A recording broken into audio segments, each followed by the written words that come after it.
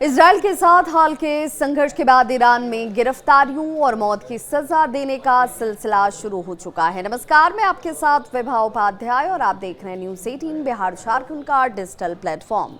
जी हाँ, सवाल ये कि आखिर जब ईरान और इजरायल के बीच का युद्ध समाप्त हो गया तब फिर गिरफ्तारी क्यों, तब क्यों सजाए मौत की सजा, क्योंकि इसी की चर्चा इन दिनों खूब हो रही है।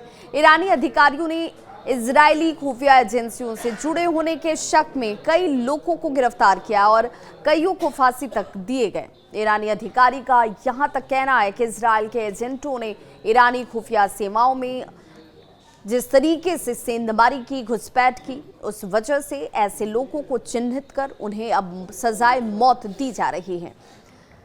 इस बात का यह भी शक जाहिर किया गया कि ईरान के हाई प्रोफाइल नेताओं को जिस तरह से हत्या उनकी की जाती है उसमें इजरायली सेना को खुफिया इनपुट्स जो है एजेंटों की तरफ से उपलब्ध कराए गए और इसीलिए ऐसे लोगों की पहचान जरूरी है।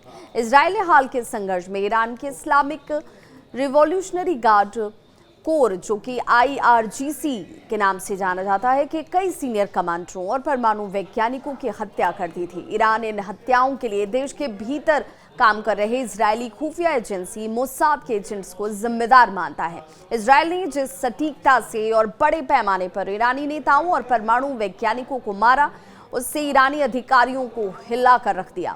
अब अधिकारी देश की सुरक्षा को खतरे का हवाला देकर उस हर शख्स को निशाना बना रहे हैं जिस पर विदेशी खुफिया एजेंसियों के साथ काम करने का संदेह है। लेकिन कई लोगों को इस बात का भी डर है, कई लोगों को इस बात की भी चिंता है कि ये सब असहमति की आवाज़ों को दबाने और लोगों को काबू में रखने के लिए किया जा रहा है।